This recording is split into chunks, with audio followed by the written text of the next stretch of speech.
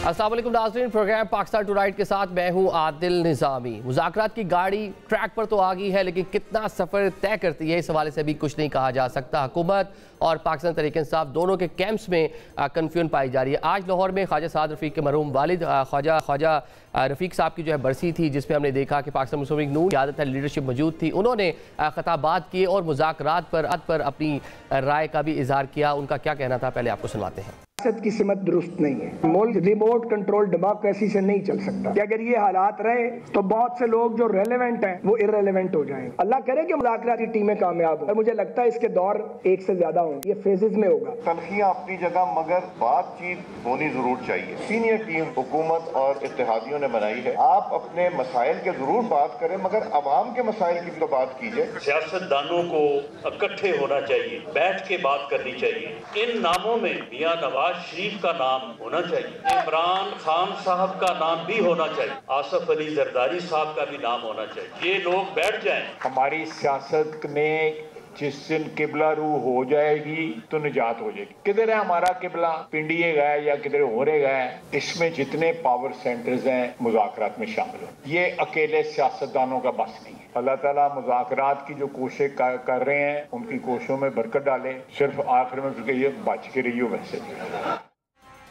मुज़ाकरात को लेकर लीगी रहनुमाओं का आपने सुना कि वो क्या इज़हार ख्याल कर रहे हैं। एक तो ख्वाजा साद रफ़ीक कह रहे हैं कि रिमोट के ज़रिए मुल्क नहीं चल सकता, और जो लोग आज रेलिवेंट है अगर इसी तरह निज़ाम चलता रहा तो इररेलिवेंट हो जाएंगे। इसके साथ हमने देखा राना सनाउल्लाह जो है उन्होंने कहा अगर मुज़ाकरात वाकई बामायनी अगर आपने करने हैं तो उसके अंदर जरदारी साहब हो, मियाँ साहब हो और खान साहब, तीनों को शामिल होना चाहिए। स्पीकर ने कहा कि वो फैसिलिटेट कर सकते हैं, उनका रोल ये है। बामायनी जो है मुज़ाकरात डेफिनेटली होने चाहिए और इसी से मसाइल का हल मुमकिन है। लेकिन हमने देखा कि ख्वाजा साहब जो हैं, जो वज़ीर दिफा हैं, वो बिल्कुल यकसर जो है उनका जो पॉइंट ऑफ व्यू था बाकी जो लीडरशिप है उससे थोड़ा मुख्तलिफ था। उन्होंने कहा कि जागते रहें कहीं हाथ ना हो जाए। साथ साथ ये कहा कि पाकिस्तान तहरीक-ए-इंसाफ को 15 दिनों में ही क्यों मुज़ाकरात याद आ गए हैं, और इसके साथ उन्होंने ये भी कहा कि अगर वाकई बामायनी मुज़ाकरात चाहते हैं जिसका कोई नतीजा निकले तो तमाम जो पावर सेक्टर्स हैं उनको साथ होना चाहिए। ये तो नून लीग के जो हल्के हैं उनका आपने सुन लिया। इसके साथ पाकिस्तान तहरीक-ए-इंसाफ की लीडरशिप ने भी आज प्रेस कॉन्फ्रेंस की और मुज़ाकरात से अपना इज़हार ख्याल किया। उन्होंने क्या कहा वो भी आपको सुनाते हैं। जो मुज़ाकरात हो रहे हैं उसमें इस किस्म का तासुर हम बिल्कुल रद्द करना चाहते हैं कि ये कोई ऐसी नेगोशिएशन हो रही है जिसमें कि बानी चेयरमैन इमरान खान वो अपने लिए कोई गुंजाइश ढूंढ रहे हैं। मुज़ाकरात की कामयाबी और नाकामी इसकी जिम्मेदार कौन होगी? वो ये बराए नाम हुकूमत है। हम लोग अपनी चार्टर ऑफ डिमांड्स वहाँ पे देंगे जो पब्लिक है। हमारे असीरान की रिहाई, जिसमें वज़ीर आज़म इमरान खान साहब है और हमारे जितने साथी, मुज़ाकरात शुरू होंगे। हमारी उम्मीद यही है गवर्नमेंट और उनके इत्तेहादी पार्टी भी इसी स्पिरिट के साथ वहां पे आएंगे।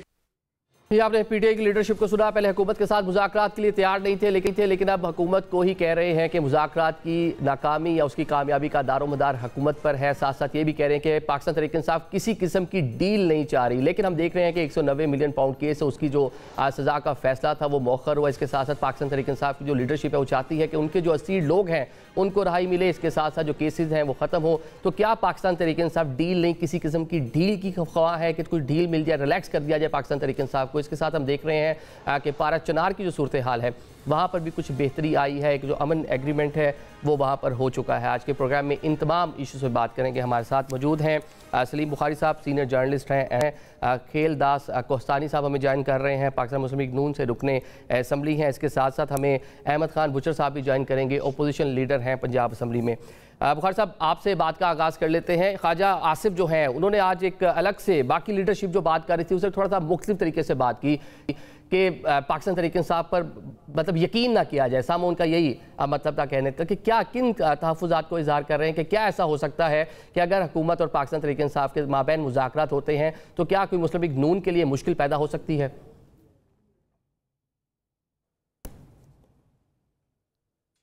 जी, आपका सवाल मुझसे है? जी बुखारी साहब। जी, बहुत शुक्रिया आपका। पहली बात तो यह है कि एक अच्छी फिजाइया कायम हो रही है कि दोनों तरफ से कम मुज़ाकरात की बात हो रही है। वो जो डैगर ड्रॉन सूरत हाल थी वो ख़त्म हो गई है। आज की जो तकरीब थी ख़ासतौर से ख्वाजा रफ़ीक के हवाले से, जिसका हवाला आपने भी दिया और हमने उसका साउंड बाइट भी सुनी है, उसमें भी इस बात का बड़ा भरपूर अंदाज से यानी तासुर भी देने की कोशिश की गई है और ये पता भी चला कि PMLN की मुकम्मल लीडरशिप जो है वो मुज़ाकरात के हक़ में है। आपने देखा, चाहे वो ख्वाजा शाद रफ़ीक हैं, चाहे वो राना सनाउल्लाह हैं, चाहे अयाज सादिक हैं, जो भी बोले हैं वहाँ पर उन्होंने मुज़ाकरात की नफ़ी नहीं की। दूसरी तरफ से हमने देखा कि आज उन्होंने इस बात का इंदिया तो दिया है कि जी हमारी कोई शर्त नहीं है। तहरीक इंसाफ की तरफ से ये कहा गया कि ये बानी पीटीआई को फ़ायदा लेना नहीं चाहते, लेकिन इस लम्हे से पहले जितने बयानात हमने पीटीआई की लीडरशिप के सुने हैं उसमें ये प्री कंडीशन है कि, या प्री कंडीशन कह लीजिए, जो बुनियादी मुतालबा है कि बानी पीटीआई को और असीरान को रिहा किया जाए। अब ये किसी मीटिंग पॉइंट पर पहुंचते हैं कि नहीं पहुंचते हैं, ये दावे के साथ तो कहना बहुत मुश्किल है। लेकिन मुझे यूं लगता है कि कुछ ना कुछ ऐसा हुआ है जिसकी वजह से यानी बातचीत का सिलसिला चल भी निकला है और ख्वाहिश का हर तरफ से इजहार भी किया जा रहा है। देखिए, कोई ऐसा सियासी मसला नहीं है जिसको अगर लीडरशिप बैठ के हल करना चाहे तो वो हल तलब ना हो। हर मसले के ऊपर बात हो सकती है, अपनी अपनी पोजीशन से आगे पीछे हटना पड़ेगा, क्योंकि पॉलिटिक्स नाम ही है, it's is called game of compromises. इसमें कुछ लोग कुछ दो की पॉलिसी अगर नहीं है तो कोई पॉलिटिक्स हो नहीं सकती, कोई पॉलिटिकल नताइज अखज़ नहीं किए जा सकते। तो मैं आज के इस सारी जो डेवलपमेंट हमारे सामने है, जिसका आपने तबसरा किया अपने इंट्रो में, उसके तहत ये यकीन मुझे होता जा रहा है कि गालिबन दोनों ही तरफैन अब मुज़ाकरात की बात संजीदगी से कर रहे हैं। जी, लेकिन जो ख्वाजा आसिफ बात कर रहे हैं, वार्निंग दे रहे हैं लीडरशिप को कि यकीन ना करें कि हमारे साथ ही हाथ ना हो जाए, तो वो किस तरफ इशारा कर रहे हैं? क्या पाकिस्तान मुस्लिम लीग नून के लिए कोई मुश्किल पैदा हो सकती है हुकूमत के लिए? देखिए, गुजारिश ये है कि दोनों तरफ ही गुड कॉप बैड कॉप होते हैं। आप देख लीजिए, आसिफ जरदारी साहब प्रेसिडेंट हैं, प्राइम मिनिस्टर के साथ इक्वेशन है उनकी, बेटा उनका जो बिलावल भुट्टो जरदारी साहब, उनके बयानात उठा के देखिए और उनके बयानात के तहत उनकी बाकी लीडरशिप के बयानात उठा के देखिए, तो आपको बिल्कुल ही दो मुख्तलिफ डायरेक्शंस में जाते दिखाई देंगे।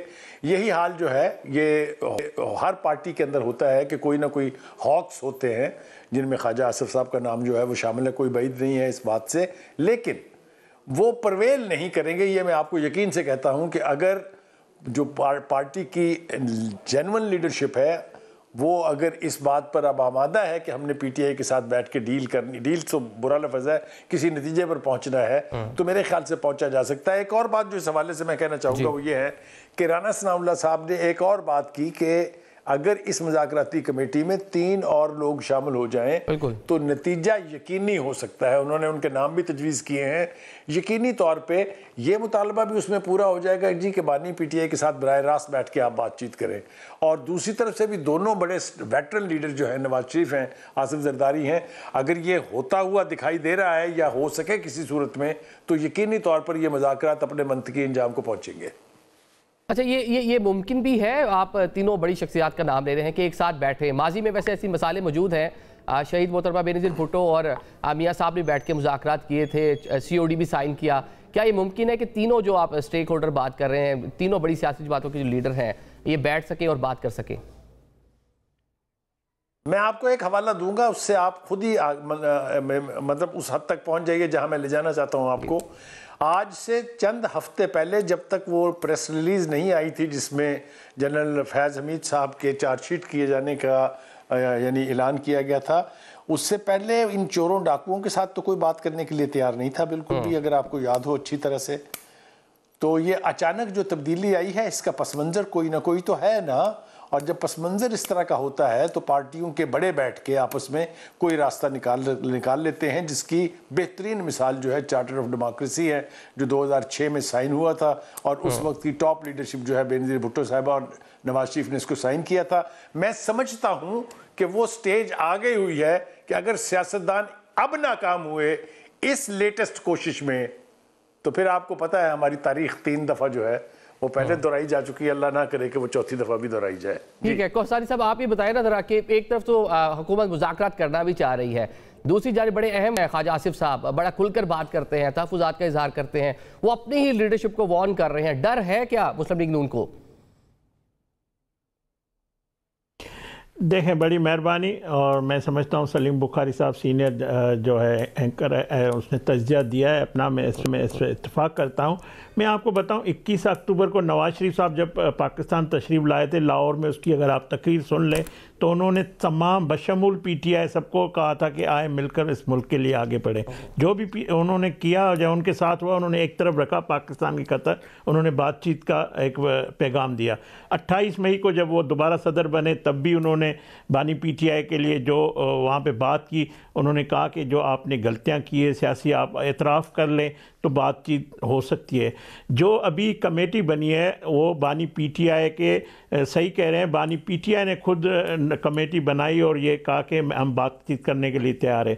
इसमें सरदार अयाज सादिक स्पीकर कौमी असम्बली का बड़ा पॉजिटिव रोल है। उनसे PTI की जो मौजूदा लीडरशिप है वो मिली है, बातचीत हुई। उसके बाद उन्होंने वज़ीर आज़म को गुजारिश की और वज़ीर आज़म शहबाज शरीफ साहब ने अपने पार्टी सरबराह का है, नवाज शरीफ साहब से जब भी बड़े फैसले होते हैं उसकी तायद भी होती है, रहनुमाई भी लेते हैं। और आप देखें कि हुकूमत की जो संजीदगी है, जो उस कमेटी में जो मुस्लिम लीग नून की या जो कैबिनेट के सीनियर लीडरशिप है, सीनियर वज़ीर है, वो उसमें शामिल है। और हमने बड़े खुले दिल से और दिमाग से इनको टेबल पे बिठाया। हमारी लीडरशिप की कोशिश है, मैं समझता हूँ यही रास्ता है और मुज़ाकराती हर मसले का हल है। मगर हम पहली कामयाबी हमें हुकूमत को या हमें ये हुई है, PTI अगर जो रास्ता जो पहले जिस पे चल रही है वो छोड़ के सियासी रास्ते पे मुज़ाकरात पे आ जाएगी, या जो बातचीत का आगे वो चार्टर में क्या डिमांड करते हैं वो वक्त में बताएंगे।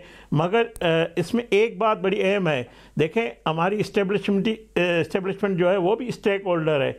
ये नहीं हो सकता कि आप एक तरफ रियासत को ललकारें, रियासत के ख़िलाफ़ काम करें, सोशल मीडिया पे कैंपेन चलाएं, दुनिया भर में बैठ के पाकिस्तान के ख़िलाफ़, पाकिस्तान को नुकसान देने के लिए लॉबिंग फर्म करें, जो भी कुछ कर रहे हैं सबके सामने, वो रास्ता आपको ख़त्म करना होगा। और मैं समझता हूँ अगर सियासतदान जैसे बुखारी साहब ने कहा कि आपस में बैठेंगे, किसी को कोई एतराज़ नहीं होगा और हर मसले का हल डायलॉग से है। हाँ, तो हम बड़े खुले दिल से इनको वेलकम भी किया है और हम कोशिश भी करेंगे। और जो बात राना सनाउल्लाह साहब ने या ख्वाजा साद रफ़ीक ने, मुस्लिम लीग ये इत्तेफाक है कि बातचीत होनी चाहिए।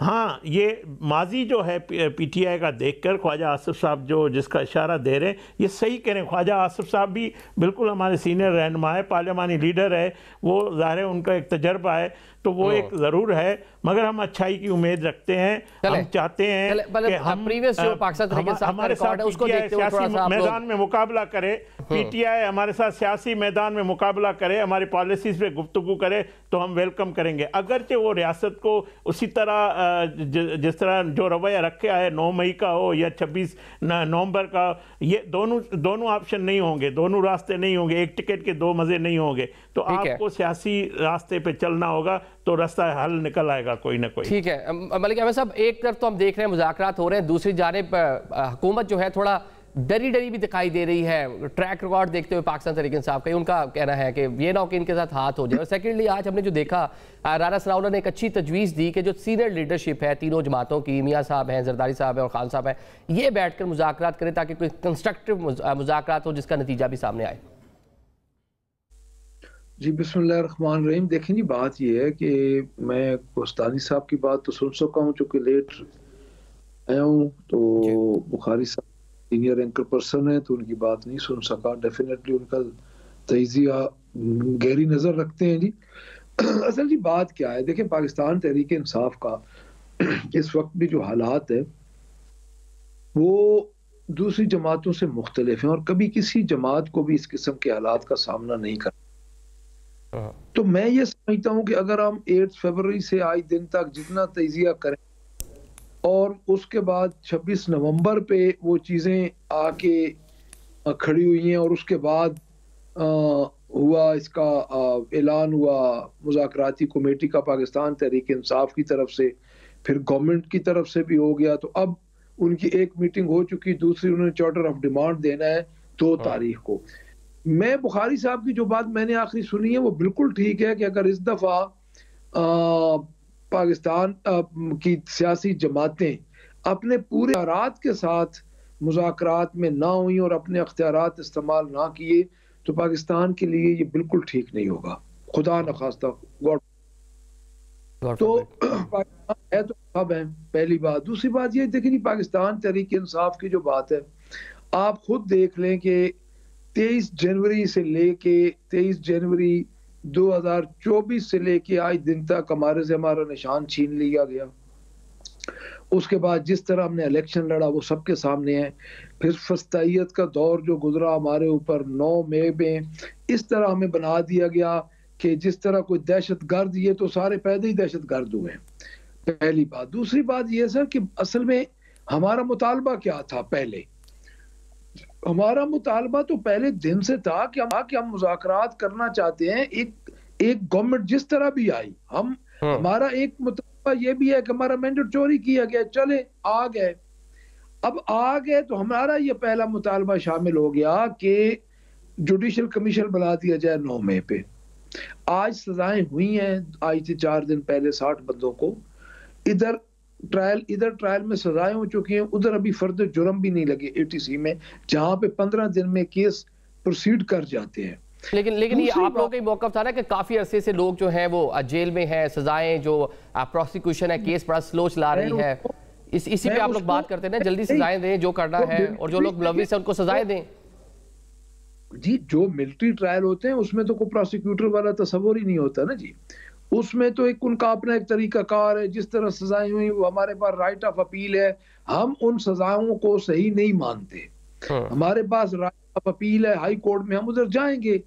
दूसरी बात मैं ये अर्ज कर रहा हूँ कि गवर्नमेंट जो ये गवर्नमेंट थी, इस गवर्नमेंट को ये चाहिए था कि एक जुडिशल कमीशन उस वक्त अगर बना देती पाकिस्तान तहरीक इंसाफ के मुतालबे पे 9 मई पे, तो कई वाकयात जो कि नहीं होने चाहिए थे और जो हुए वो ना होते। लेकिन पाकिस्तान तहरीक इंसाफ की जब से एक तो जुडिशल कमीशन मांगा जा रहा है, लेकिन उस पर भी तो कुछ टर्म्स सामने आती है ना कि कुछ मखसूस जजेस हमने देखा कि उसी की जानिब इशारा किया जाता है कि इन्हीं की सरबराही में कमीशन बने। सीनियर मोस्ट जजेस, उनके बारे में कुछ ख्वाहिशात का भी इजहार करती रही है लीडरशिप आपकी। देखिए, मैं अर्ज करता हूँ कि हमने 3 मोस्ट सीनियर जजेस का है, लेकिन उस वक्त तो हमारा ये नहीं था। वो तो अब उस वक्त जब हम कह रहे थे सिर्फ 9 मई था ना, अब तो 9 मई और 26 नवंबर 2 आ गए हैं। तो मैं ये समझता हूँ कि जिस मखसूस हालात से पाकिस्तान तहरीक इंसाफ गुजर रही है, उन मखसूस हालात में ये बड़ी खुशाइंद बात है कि अब बजाय इसके कि राना सनाउल्लाह साहब एक और नई बात करें, अब दोनों तरफ की मुज़ाकराती कमेटीज बन चुकी है। तो इन मुज़ाकराती कमेटीज को अपनी अपनी इनपुट्स देनी चाहिए और इसका को वे फॉरवर्ड जो अच्छा निकलना चाहिए। इस बात में डेफिनेटली पाकिस्तान तहरीक इंसाफ ने जब अपनी कमेटी बनाई है तो इसलिए बनाई है कि हम डायलॉग करें। तो हमारी तरफ से तो मेरा नहीं ख्याल कोई ऐसा अब नजर आएगा। उसकी वजह यह कि हमारे कुछ मुतालबात तो सामने है, चार्टर ऑफ डिमांड भी आ जाएगा। एक्चुअली एक बात याद रखनी चाहिए, खेलदास साहब भी पुराने पार्लियामेंटेरियन है, बुखारी साहब भी बैठे हैं, कि इनिशिएटिव हमेशा गवर्नमेंट लेती है। तो गवर्नमेंट के पास इस वक्त इनिशिएटिव लेने का एक और मौका इनको मिला है।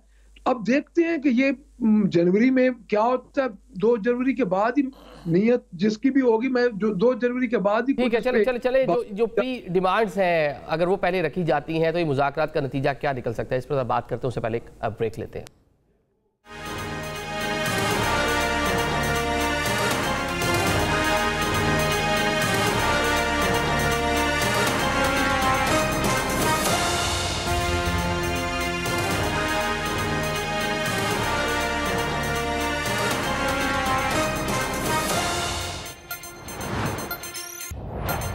Welcome back after the break. Programme के सिलसिले को आगे बढ़ाते हैं। बुखारी साहब, हम ब्रेक से पहले बात कर रहे थे, एक तो कंडीशंस जो हैं पाकिस्तान तहरीक इंसाफ की जानिब से पहले रखी गई हैं। सेकेंडली जो बयानात हैं वो सामने आ रहे हैं कि बानी PTI ने कहा कि उनको पेशकश की गई है कि उनको अडियाला से बनी गाला जो है मुंतकिल कर दिया जाएगा, लेकिन उन्होंने इसको कबूल नहीं किया। तो ये किसने की होगी पेशकश? क्या कोई बैक चैनल राब्ते मुज़ाकरात हो रहे हैं? देखिए, गुजारिश ये है कि ये पेशकश की बात भी, डील की बात भी, ये बहुत सारी बातें होती हैं। ये बताया जाता है कि जी ये उन्हें पेशकश हो रही है कि आप रेस्ट हाउस पे शिफ्ट हो जाएं, आप बनी गला चले जाएं, आप KP के चले जाएं, लेकिन कभी किसी ने ये नहीं बताया है कि ये पेशकश उनको की किसने है। क्योंकि आप उसी वक्त डिटर्मिन कर सकते हैं जब आपको ये पता हो कि पेशकश करने वाला कौन है उसमें कैपेसिटी है ये पेशकश करने की या नहीं, उसके पास मैंडेट है या नहीं है। तो एक तो ये बात है। दूसरी बात यह है कि मैं पहले भी कह रहा था और मलिक साहब की गुफ्तगू सुन के मुझे आज ये लगा कि अब पीटीआई गालिबन बहुत सीरियसली इस मुज़ाकरात को नतीजा खेज़ बनाना चाहती है, लेकिन उसके लिए आपको बिटरनेस जो है माजी की उसको एक तरफ रखना होगा। ये नहीं हो सकता कि आप दोनों ही फरीक जो हैं वो अपने अपने ग्रीवांसेस भी सामने लेके आएँ और फिर ये तवक्को रखें कि सब ठीक हो जाएगा। तो अप्रोच अगर ये है कि हमने मसले को हल करना है, हम माजी भूलने के लिए तैयार हैं, जैसा 2006 में हुआ जिसका मैंने पहले जिक्र किया था, उस सूरत में ये होगा। 9 मई जो है ये एक बहुत बड़ा सानेहा तो था, लेकिन इसके ऊपर तमाम कंसर्न स्टेक होल्डर्स जो हैं वो अपनी अपनी पोजीशन पर बैक एंड फोर्थ होते रहे हैं। अगर आपको याद हो 9 मई के बाद 10 मई को बानी पीटीआई का स्टेटमेंट ये था कि ये आपने मुझे गिरफ्तार किया, आपने देखा मेरे टाइगर्स ने क्या किया, आप मुझे दोबारा पकड़ेंगे तो वो इससे भी बदतर करेंगे। फिर थोड़े से वक्फे के बाद उन्होंने कहा कि ये तो हमारे लोग ही नहीं हैं। फिर उसके थोड़े वक्त के बाद उन्होंने कहा कि ये तो एजेंसियों के लोग थे। जब इस तरह के बयान आएंगे तो फिर डीजी आईएसपीआर ने कल कहा ना अपनी प्रेस कॉन्फ्रेंस में कि आपको तो खुश होना चाहिए, हमने एजेंसियों के लोगों को सजा दे दी है। तो ये जो बैक एंड फोर्थ वाली सूरत हाल है दोनों तरफ, उधर दूसरी तरफ भी कोई कम नहीं है, तो इससे तो कि उस तरफ आप नहीं बढ़ेंगे जो ऑब्जेक्टिव इन मुज़ाकरात का है। एक बात।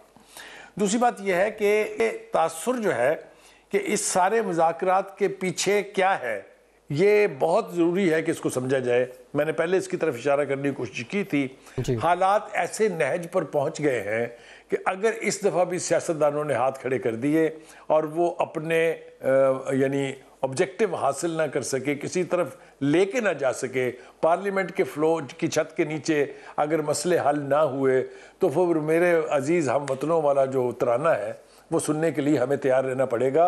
ये मैं आपको कन्विक्शन के साथ कह रहा हूँ। मैं 57 साल हो गए मुझे प्रोफेशन में, मैंने हुकूमतें बनती गिरती और तीनों मार्शल लॉज देखे भी और रिपोर्ट भी किए हैं। ये जब कभी भी आए हैं ये हजरात, ये उस वक्त आते हैं जब सियासतदान हाथ खड़े कर देते हैं या अपनी जिम्मेदारी नहीं निभाते हैं। मैं समझता हूँ इट्स एन गोल्डन अपॉर्चुनिटी कि दोनों मेन स्टेक होल्डर जो हुकूमत है, जो अलायंस है रूलिंग एलीट और पीटीआई जो कि एक बहुत बड़ी पार्टी है, पाकिस्तान की सबसे बड़ी पार्टी कहने में मेरा नहीं ख्याल कि किसी को बाक होना चाहिए। ये अगर दोनों मिल बैठे हैं तो किसी नतीजे पर अगर नहीं पहुंचेंगे तो किसको फायदा होगा और किसको फायदा पहुंचाएंगे ये इन सबको पता होना चाहिए। बुखारी साहब, यहाँ पे एक्सटर्नल जो प्रेशर है उसको काउंटर करने के लिए इंटरनल जो हार्मनी है उसकी भी जरूरत है। जिस तरह आज ख्वाजा साहब ने कहा कि तमाम जो पावर सेक्टर्स हैं उनको बैठना पड़ेगा। आप तो हुकूमत और अपोजिशन की बात कर रहे हैं, जो दीगर पावर सेक्टर है, एस्टैब्लिशमेंट है, उसकी बात कर रहे हैं कि अगर वो भी बैठेंगी तो फिर ये कोई कंस्ट्रक्टिव चीज़ें सामने आएगी, वरना अकेले सियासतदानों का ये काम नहीं है वो कह रहे कि वो मामला को कूल डाउन कर सकें। देखिए, अनफॉर्चुनेटली माजी में ये होता रहा है कि बहुत बड़ी हद तक जो एस्टैब्लिशमेंट है वो फ्रीक होती थी।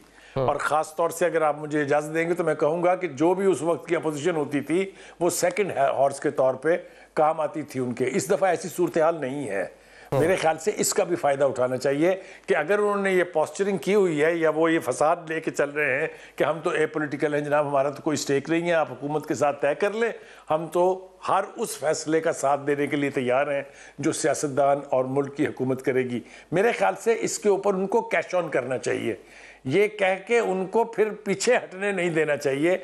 लेकिन इसका सारा दारोमदार जो है वो हमारे इन मुज़ाकराती टीम के अफराद पर है। मैं एक बार फिर कह रहा हूँ कि ना या अगर हुकूमती पार्टी के पास इख्तियार नहीं है तब भी कोई नतीजा नहीं निकलेगा, अगर पीटीआई की जो कमेटी है उसके पास इख्तियार नहीं है तो कोई नतीजा नहीं निकलेगा। ये नहीं हो सकता कि एक पार्टी की तरफ से एक जुमला कहा जाए और उसको पकड़ के कोई दूसरा जो है कोई या हुकूमत के प्राइम मिनिस्टर के हाउस में चला जाए या अडयाला जेल चला जाए। इससे ये नहीं होगा, दोनों तरफों को बाख्तियार होकर बैठना पड़ेगा ताकि जो भी नतीजा निकले उसको उनके पीछे की पार्टी की लीडरशिप जो है वो ओन करे। ठीक है कोस्तानी साहब, पाकिस्तान तहरीक इंसाफ बानी पीटीआई वो भी बात कर रहे हैं, सिविल नाफरमानी की बात कर रहे हैं। इससे पहले मुज़ाकरा शुरू होने से पहले कुछ कंडीशंस भी सामने रखी हुई हैं, तो क्या हुकूमत क्या सोच रही है कि अभी जब 2 तारीख को बैठेंगे उन कंडीशंस पर सम हो कहीं मान जाएंगे या फिर मतलब ऐसे ही डेडलॉक ही रहेगा? देखिए, पहली बात मैंने पहले भी कहा कि पीटीआई क्या चाहती है, वो अगर एक जमात बन के पाकिस्तान में सियासत करना चाहती है तो वेलकम। वो अगर समझते हैं कि हम फसादी और इंतशार और हजूम बन के जो है रियासत पे हमलावर होंगे, वो रास्ता इंतखाब करती है, तो मैं समझता हूँ ये आइसोलेशन में चले जाएंगे और इनको कोई रास्ता नहीं मिलेगा। क्योंकि इस मामले पे इस्टेब्लिशमेंट एक फरीक ज़रूर है, मगर जो इंतशार है या जो फसाद है या जो 9 मई है या 26 जनवरी, ये इस पे रियासत, उसमें हुकूमत सब एक पेज पे है, ये कोई बर्दाश्त नहीं करेगा। और इतनी भी ये रियासत गई गुजरी नहीं है, कमज़ोर नहीं है कि एक शख्स के सामने यरगुमाल होगी और उसको हमने बड़े बड़े जो दुश्मन हैं हमारे मुल्क के, हमने उनको भी निपटा है। हम जो हमसे दबाव डालने की कोशिश करते हैं या ये कहते हैं कि ये दबाव में हम प्रोपेगेंडा करके, कभी इंसानी हुकूक के आड़ में, कभी मिसिंग पर्सन के आड़ में, मतलब इस तरह की बाहर बैठ के प्रोपेगेंडा करेंगे मुल्क के खिलाफ और इनको किसी एलची सेलची से इनको प्रेशर डलवाएंगे, ट्विटर पे जंग शुरू करेंगे तो हुकूमत कमज़ोर होगी। बिल्कुल हम कमज़ोर नहीं होंगे। हाँ, जिस रास्ते हुकूमत कमज़ोर भी नहीं होगी, हुकूमत प्रेशर भी नहीं लेगी। आप ये कह रहे हैं हुकूमत को किसी किस्म का कोई प्रेशर नहीं आया, जो एक्सटर्नल चीज़ें हुई हैं पिछले कुछ टाइम में हुकूमत ने उसको लिफ्ट नहीं करवाई? बिल्कुल नहीं करेगी। देखें, एब्सोल्युटली नॉट। बात यह कि अगरचे पार्लियामेंट जो सबका हमारा जो है मुकद्दस ऐवान है, वहाँ पे हमारे मामलात हल हो सकते हैं। अगर उस रास्ते पे ये चलती रहेगी तो कोई ना कोई रास्ता निकलेगा। जिस रास्ते पे आज वो चल रही है या आज तक उनका जो रास्ता है, वो रास्ता इसको बंद गली में लेके जाएगा। तो मैं समझता हूँ कि इनको जो माजी इनका अच्छा नहीं रहा है, मगर अगर जो बुखारी साहब ने कहा, अगर कोई उनको समझते हैं कि 9 मई में जो उनसे हुआ है, तो उनका भी रास्ता मौजूद है कि वो उससे जो है उसको एतराफ़ करे और होने वाली गलतियों को, मैं समझता हूँ उसका भी सॉल्यूशन निकल सकता है। तो ये अब इनके हाथ में कि ये किस रास्ते पे चलते हैं। यहाँ सिविल नाफरमानी पहले भी इन्होंने की है, अभी भी। मैं आपको बताऊँ, पाकिस्तान की अवाम पाकिस्तान के खातिर किसी ऐसे इंतशार को सपोर्ट नहीं करेगी। अगर करती तो आप देखें, जब शहबाज शरीफ साहब ने कहा था ना, मेरी सियासत के बजाय मैं रियासत को तरजीह दूंगा, हमने मुश्किल फैसले किए। पाकिस्तान की अवाम ने कुर्बानी दी है महंगाई में, पाकिस्तान की अवाम ने एतमाद किया शहबाज शरीफ साहब पे। तो आज पाकिस्तान की मईशत भी ठीक हो रही है और पाकिस्तानी अवाम को हम कोशिश कर रहे हैं जितना भी। लेकिन आज बिलावल ने यह कहा कि वो डेफिनेटली उन्होंने सुना है कि महंगाई जो है वो कम हुई है, लेकिन आम पब्लिक तक उसके सम्राट नहीं पहुंचे अभी तक, उसके जो बेनिफिट है आम आदमी तक वो पास ऑन नहीं हुए। चलें अहमद साहब, ये बता दें कि एक तरफ तो मुझे 30 सेकंड दे दें, मुझे 30 सेकंड दे दें, मुझे 30 सेकंड। देखें, पाकिस्तान के जो ओवरसीज पाकिस्तानी है वो भी मोहब्बतन है, वो भी अपने पाकिस्तान के लिए उनका दिल धड़कता है। तो इनकी किसी भी ऐसे इंतशार, सिविल नाफरमानी का कोई फर्क नहीं पड़ेगा, ना हम इस दबाव में आएंगे। इन्होंने पहले भी ये कर चुके हैं और आखिरी फाइनल कॉल भी दे चुके हैं, तो इनके पास कोई ऑप्शन नहीं है, ना फाइनल कॉल का ना सिविल नाफरमानी का। चलें, ठीक हो गया। अहमद साहब, एक तरफ तो देख रहे हैं कि खालिद साहब कह रहे हैं कि 15 दिनों में ऐसा क्या हो गया कि पाकिस्तान तहरीक इंसाफ मुज़ाकरात के लिए मांग गई। सेकेंडली वो बात करें कि तमाम जो पावर सेक्टर्स हैं वो बीच में शामिल होने चाहिए। यही पाकिस्तान तहरीक इंसाफ का मुतालबा रहा है कि एस्टैब्लिशमेंट जो है ऑन बोर्ड होनी चाहिए। तो क्या अभी जो उन्होंने कहा इस पर राजी होगी पाकिस्तान तहरीक इंसाफ के जितने स्टेक होल्डर हैं वो सब शामिल हो इन मुज़ाकरात के अंदर? जी, असल में बात ये है कि आखिर में बात तो वही आ निकली जो आज ख्वाजा साहब ने की है। देखिए, बात ये है कि एस्टेब्लिशमेंट के बगैर कैसे मुज़ाकरात होंगे। जब हम कहते थे तो ये कहते थे कि ये एस्टेब्लिशमेंट से मुज़ाकरात करना चाहते हैं। देखिए, मैं आपको एक बात खुली बताऊं कि एस्टेब्लिशमेंट का किरदार हर इलेक्शन में रहा है, किसी में ज्यादा किसी में कम। 2024 के इलेक्शन में तमाम हदें पार हो गई, यानी इस तरह का उनका किरदार पहले कभी भी नहीं रहा। अब जब उनको लाए हैं तो उनके बगैर कैसे मुज़ाकरात होंगे। ख्वाजा साहब ने ठीक बात की है, हम पहले भी यही बात करते हैं कि एस्टेब्लिशमेंट के बगैर ये मुज़ाकरात नहीं कर सकते और एस्टेब्लिशमेंट को ऑन बोर्ड लेना पड़ेगा, तब मुज़ाकरात होंगे। ये बात जो बुखारी साहब ने की है बिल्कुल ठीक की है कि पहले हमेशा जो एस्टेब्लिशमेंट का घोड़ा होता था वो अपोजिशन होती थी, लेकिन इस दफा वो नहीं है। इस दफा एस्टेब्लिशमेंट तो हमारे खिलाफ है, वो तो अपोजिशन के खिलाफ है। एस्टेब्लिशमेंट तो खुल के गवर्नमेंट के साथ खड़ी है, तो एक तो एडवांटेज वो है। लेकिन मुज़ाकरात के लिए उनका कंसेंट शामिल है। कल DGISPR ने कहा कि पॉलिटिकल स्टेक होल्डर बैठे, बातचीत करें और जो मामलात हैं उनको सुलझाएं। देखिए, मैं वही अर्ज कर रहा हूँ कि उधर से उनका कंसेंट शामिल है, तो वही मुज़ाकरात के लिए बैठे हैं ना। तो आज इसीलिए तो इनके अपने सीनियर मिनिस्टर ने कहा, देखें मिनिस्टर्स की जो डेली बयानात हैं, आप खुद देख लें कि इतने गैर जिम्मेदाराना बयानात कि आप एक दिन डी चौक के वाक़े से एक दिन पहले कह रहे हैं इनके मिनिस्टर के छांटा लगेगा, सब भाग जाएंगे। क्या मिनिस्टर्स को इस किस्म का बयान देना चाहिए? इसी तरह कोई मिनिस्टर बयान देता है जी हम दहशतगर्दों के साथ नहीं मुज़ाकरात करेंगे, ये 9 मई और 26 नवंबर के जो मुजरिम हैं उनको पहले हम सजाएं देंगे। देखिए, एक चीज जब आप शुरू कर रहे हैं, आप मुज़ाकरात में बैठे हैं, या तो आप में ये हो कि आप मुज़ाकरात से हट जाएं। आज जो इन्होंने बात की है, पाकिस्तान तहरीक इंसाफ पहले दिन से यही बात कर रही है कि ये मुज़ाकरात एस्टेब्लिशमेंट के बगैर नहीं होंगे। जब हम कहते थे तो ये कहते थे कि ये इनसे मुज़ाकरात करना ही नहीं चाहते, आज खुद कह रहे हैं। देखिए, एस्टेब्लिशमेंट एक मेन टूल है और उसका 2024 के इलेक्शन में एक भरपूर उसका हिस्सा रहा है। उन्होंने एक जमात को इक़्तिदार दिलाने में अहम किरदार अदा किया है। उन्होंने देखिए हमारे तमाम वर्कर्स, रिप्रेजेंटेटिव, हमारे लीडर्स, इवन खवातीन जो पार्टी की खवातीन थी, खान साहब की फैमिली की खवातीन, उनकी बीवी, उनकी बहनों पे भी पर्चे और 9-9 महीने अंदर रहे हैं। तो एस्टेब्लिशमेंट के बगैर ये मुज़ाकरात, मैं तो ये कैटेगोरिकली कह रहा हूँ और खुलेआम कह रहा हूँ। उसकी वजह ये है कि अब टाइम आ गया है कि हमें बातें छुपा के करनी चाहिए। हमें खुद एस्टेब्लिशमेंट अगर इनमें ऑन बोर्ड होगी तो मुज़ाकरात आगे चले। ठीक है, कंस्ट्रक्टिव मुज़ाकरात के आप कह रहे हैं एस्टैब्लिशमेंट को भी बीच में स्टेक होल्डर बनना चाहिए, आके बात करनी चाहिए। बुखारी साहब, एक बिलावल साहब ने आज बात की, उन्होंने कहा कि हुकूमत ये समझ रही कि 2/3 उनके पास है, अपने वोटों से गवर्नमेंट बनी हुई है, इसलिए वो खुद से फैसले कर रहे हैं, हमें लूप में नहीं रह रहे। अगर तो हुकूमत ने चलना है तो हमसे भी बात करनी होगी, फैसलों में हमें भी शामिल करना होगा। देखिए, पहली बात तो है कि अगर इजाजत देंगे आप, छोटा सा कमेंट एक उसके ऊपर कर दूं जो बात पहले हो रही थी जी, वो ये है कि जब ये मान लिया जाता है कि हुकूमत की बैक पे खड़ी हुई है एस्टेब्लिशमेंट, तो ये ज़रूरी नहीं है कि उनका कोई यूनिफॉर्म आदमी जो है वो आपके साथ मुज़ाकरात में बैठे, वो आपको अज्यूम कर लेना चाहिए कि वो इसका हिस्सा है। दूसरी बात यह है कि अगर ये इस तरह की शर्तें लगेंगी तो यह बात फिर कहीं ना कहीं स्लिप होकर और ये मुज़ाकरात की टेबल से हट जाएगी, जिसका मुझे खदशा है कि किसी एक तरफ से भी एक ऐसा बयान, जिस तरह ख्वाजा आसिफ की तरफ इशारा कर रहे हैं मलिक साहब, ठीक कर रहे हैं, नहीं देने चाहिए इस तरह के बयान जो अनगार्डेड हों। लेकिन खुदा के वास्ते इन सियासतदानों से मेरी दरख्वास्त है, अल्लाह के लिए मत इन फौजियों को इनवाइट करें कि ये आपके मज़ाकरात में आके बैठें। आपने बहुत तबाही देख ली हुई है।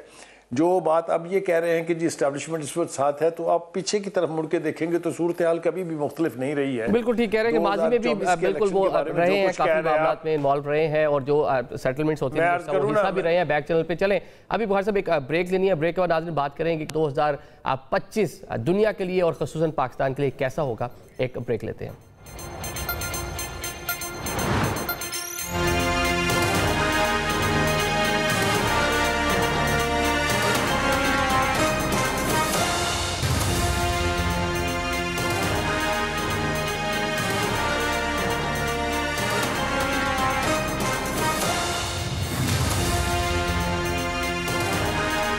और welcome back after the break. साल 2025 की आमद है। साल 2025 दुनिया और ख़ुसूसन पाकिस्तान के हवाले से कैसा होगा, आज के प्रोग्राम में ये जानने की कोशिश कर लेते हैं। माहिर इल्मे नजूम सामिया खान साहब हमें ज्वाइन कर रहे हैं। सामिया साहब बहुत शुक्रिया। 2024 आपने देखा हंगामा खेज रहा, साल 2025 कैसा होगा? जो चंद दिनों में नया साल आने वाला है उसकी इन एडवांस बहुत बहुत मुबारकबाद हो। अल्लाह सबकी ज़िंदगियों में खैर और अमन लेके आए।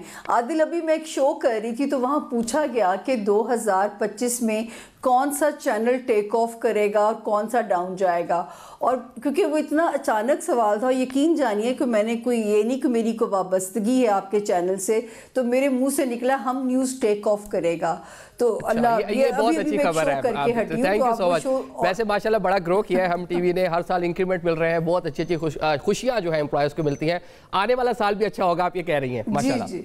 तो ये जो फर्स्ट 2 मंथ्स हैं बहुत अलर्ट रहना पड़ेगा सर हमारे इदारों को, क्योंकि ये भी कंटिन्यूटी है 2024 की। ठीक है, जो एक पॉलिटिकल गैर यकीनी थी ये भी खत्म होती नजर आ रही है आपको इसी टाइम पीरियड में? देखिए, ये जो थोड़ा ये जो ख़तरात हैं अंदरूनी और बैरूनी दोनों तरफ से ख़तरात हैं, और स्पेशली जो हमारे अस्करी इदारों हैं उन पे बहुत ज़्यादा चैलेंजेस उनके लिए आ सकते हैं। लेकिन क्योंकि मुझे साथ ही आगे रोशनी नज़र आती है तो मुझे बड़ी एक अल्लाह के हुक्म से मेरे दिल को तसल्ली है कि हम इस मरहले से भी सुरखुरू होकर निकल जाएंगे अल्लाह के फजल से इंशाअल्लाह। ठीक है। अच्छा, बानी पीटीआई के हवाले से बताएं, 2024 खासा मुश्किल रहा उन पर, उनकी पार्टी पर। 2025 उनके लिए कैसा होगा, खसूसन वो जेल से बाहर आ जाएंगे? 12 जनवरी 2025 और 10 फरवरी 2025 में बानी पीटीआई को रिलीफ देने की बिल्कुल कोशिश करेगा, क्योंकि वो सितारे वहां से एग्जिट लेने जा रहे हैं जिन्होंने उनको जकड़ा हुआ था। तो किस्मत की सख्ती का वो शिकार हुए हुए थे, अब वही किस्मत उन्हें रिलीफ देने जा रही है। तो मैं उनसे कहूँगी कि वाइजली चलिए, उनके जो लीडरान हैं, उनकी जो पार्टी कायदीन हैं, ताकि जो है ये ना हो, क्योंकि अगर ये वक्त आपने गंवा दिया तो फिर जो मई से शुरू होने वाला वक्त है वो फिर लंबी गुमनामी क्रिएट करता है। तो बड़ा मोहतात चलना पड़ेगा इस वक्त जो उनके जो लोग हैं। ठीक है, मतलब के मोहतात रहे। लेकिन ये बताएं, जो आप प्रेडिक्शन कर रही हैं, एक 20 जनवरी को भी एक नया जो सितारा है वो आने वाला है, मतलब मैं डोनाल्ड ट्रंप की बात कर रहा हूँ, उनसे भी कोई रिलीफ मिलेगा? उस जगह से, उस साइड से भी रिलीफ मिल सकता है पीटीआई, बानी पीटीआई को? वो कॉल का वेट हो रहा है। अगर आप ये सोचते हैं कि वो कि इनको रिलीफ दे देंगे, मैं ये नहीं कह सकती। बानी पीटीआई की अपनी किस्मत अब उनको रिलीफ दे रही है, वो तो अपनी किस्मत की सख्ती का शिकार होंगे ट्रंप जैसे ओहदा संभालेंगे, क्योंकि उनका सितारा बदस्तूर सख्ती का शिकार रहेगा। और जहाँ तक आपको अगर ये लगता है, मुझे तो अमेरिका में अपना रिसेशन नज़र आता है, अमेरिका का एक वहाँ पे एक प्रॉब्लम बढ़ते हुए नज़र आते हैं, तो मेरा ख्याल है ट्रंप के लिए जो आने वाला दौर है वो आसानियों का दौर नहीं है। शायद उस प्रेशर को कैसे हैंडल कर पाए ये भी मुश्किल है, कि ये भी उनके अंदरूनी हालात वहाँ के ख़राब होंगे और रिसेशन भी नज़र आता है अमेरिका में। ठीक है, अब आप गवर्नमेंट की बात करते हो। पाकिस्तान में जो गवर्नमेंट है, इसके लिए कोई मुश्किलात हैं? 2025 सस्टेन कर पाएगी गवर्नमेंट की? कोई नया इलेक्शन भी होता नज़र आ रहा है आपको 2025 में? देखिए आदिल, मुझे अगर आप कहेंगे कोई नया इलेक्शन, तो बड़ा ही महदूद सा इल्म रब ताला ने दिया है, जिसे मैं अंदाज़ों का इल्म कहती हूँ। मुझे कोई नया इलेक्शन नज़र नहीं आता। मुझे अभी ना कोई सिस्टम की तब्दीली को समझ में आती है। बस खुदा ना करे ये जो फर्स्ट 3 मंथ्स हैं, किसी भी सूरत हाल के पेश नज़र जो है वो कोई जुज़वी मार्शल या कर्फ्यू या इस तरह के हालात हमें ना देखने पड़े। ये कुछ ऐसा सा बिगनिंग होने जा रही है जैसे हमने कोरोना वाला टाइम देखा था, जिसमें मैं वॉर जोन प्रेडिक्ट करती थी। मैं कहती थी मुझे कर्फ्यू जैसे हालात नज़र आते हैं, मुझे इस तरह के। तो ये फर्स्ट 3 मंथ्स कुछ इस तरह के सितारों का मूड अच्छा नहीं है आसमान पे। लेकिन जो है, मुझे आप ये कहेंगे कि कुछ सिस्टम बदल जाएगा, यही चेहरे कुछ रद्दो बदल के साथ आपको इसी सिस्टम के यही सिस्टम चलता हुआ मुझे नजर आता है। मुझे कोई नए इलेक्शन रद्दो बदल किस तरह का नजर आता है आपको? पीपल्स पार्टी और मुस्लिम लीग नून की जो इनिंग्स है, ये जो टारगेट है उसको अचीव कर पाएगी कि मतलब के बीच में 5 साल पूरे नहीं करेंगे, कोई नया कोई सिस्टम में अंदर से चेंज होगा? क्या लगता है आपको? देखिए, जहाँ तक आदिल वज़ीर आज़म का मनसब आता है ना, तो वो चाहे इमरान खान साहब हो, जरदारी साहब हो, एक चीज़ याद रखिएगा, पाकिस्तान के जायचे में वज़ीर आज़म का जो मनसब है कंट्रोवर्शियल है।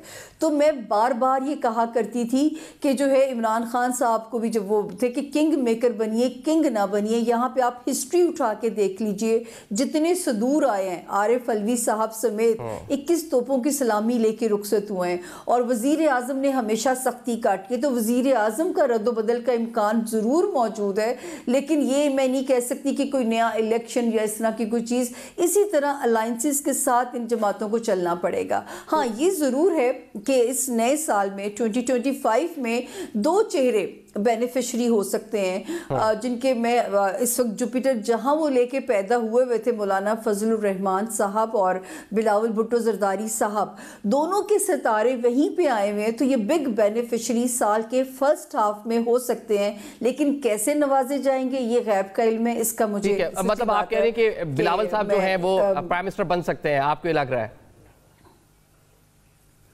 जी, क्योंकि प्राइम मिनिस्टरशिप, देखिए मैंने कभी भी ये कहा कि मैं ये नहीं बता सकती कौन प्राइम मिनिस्टर बनेगा। हाँ, मैं ये ज़रूर कहती थी कि नवाज शरीफ साहब चौथी बार मुझे वज़ीर आज़म नज़र नहीं आते, क्योंकि उनका सितारा अभी मुझे रोशनी नहीं दे रहा था। तो ये बताना बहुत मुश्किल होता है, ये गैब का इल्म है। लेकिन सितारा बिलावल साहब का भी पावरफुल चल रहा है, सितारा मौलाना फजलुर रहमान, लेकिन मैं कहूँ कि मौलाना साहब प्राइम मिनिस्टरशिप पे आ जाएंगे। शहबाज शरीफ साहब का सियासी सितारा बेइंतहा स्ट्रॉन्ग है।